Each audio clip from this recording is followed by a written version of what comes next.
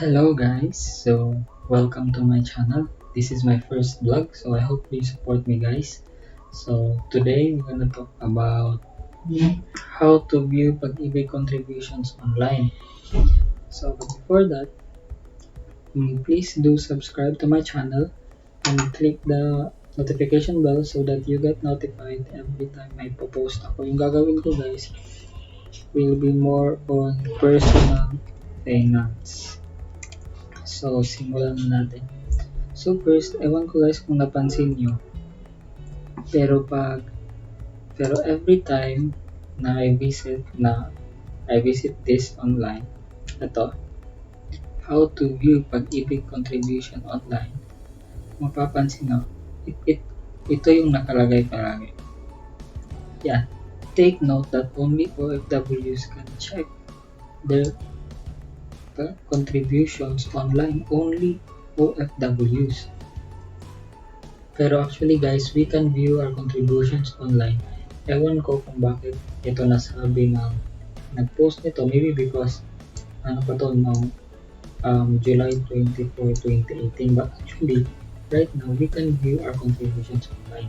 Dito, nakalagay pa nga dito na if you are a local employee or a voluntary member, you can only check your Pag-Ibig savings through hotline and email. But actually, honestly, you could really view it online.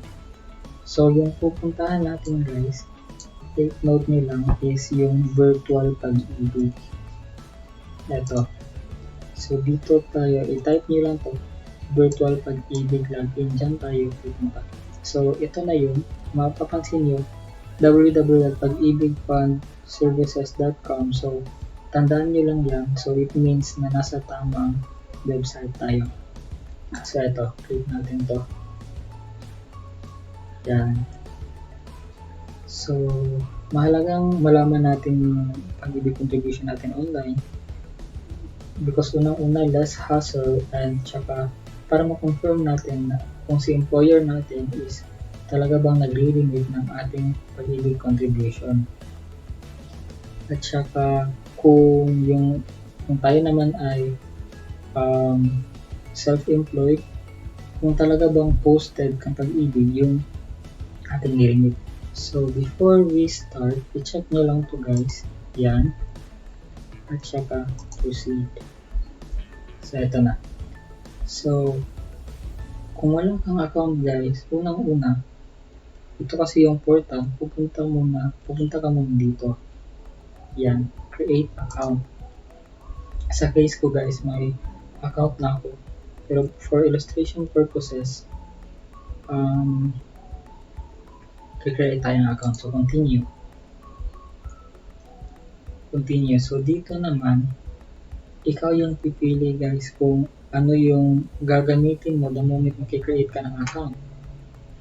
Pero sa akin, mas madali dito.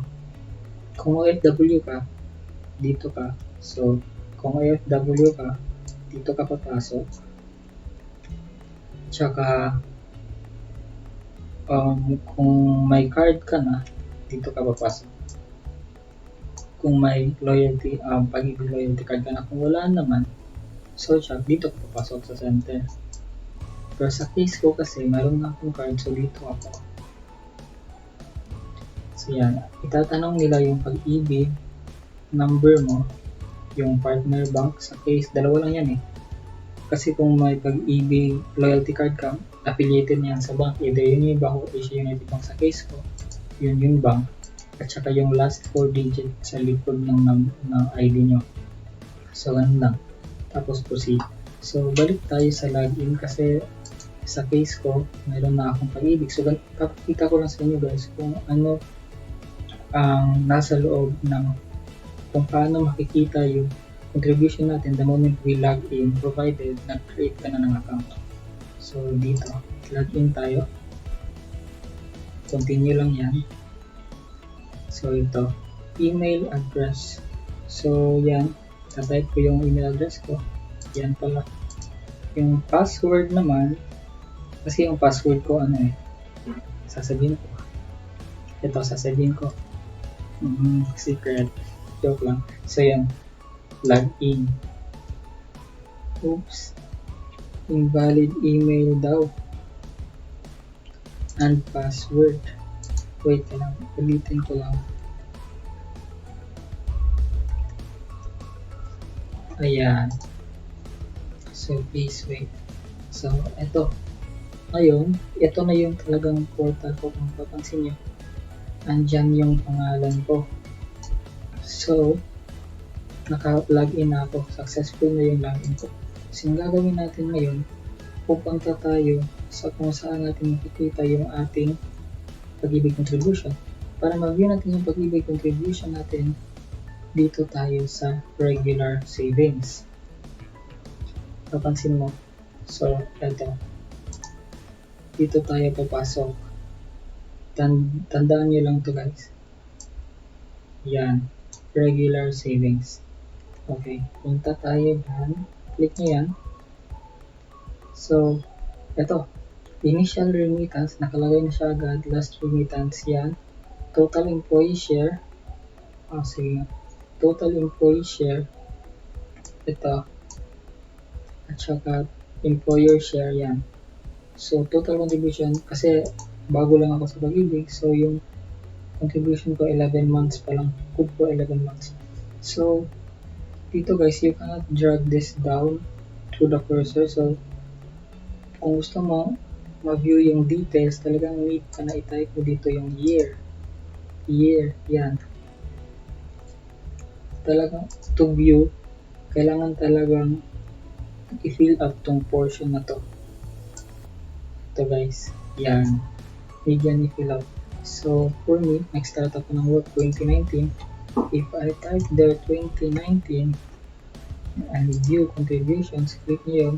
So, ito. Ito yung Pag-Ibig contribution ko for 2019. So, ganun lang guys. For 2020, view contributions. Yan. Ito yung contribution ko for 2020.